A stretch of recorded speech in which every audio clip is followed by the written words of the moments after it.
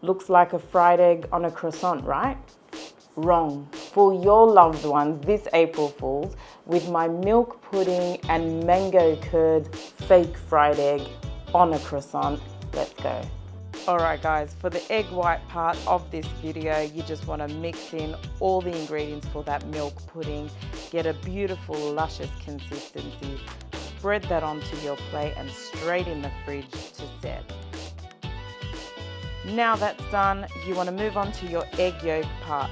This is super easy again, a one pot wonder, all in that pot, whisk away, get a beautiful luscious curd. You want to strain that mixture, put that into your mold and straight into the fridge as well to set. Plate up however you like. I'm using a croissant just for added aesthetics, but you can use a piece of toast or a cake even. Doesn't really matter. Just serve it up and go on and fool your family.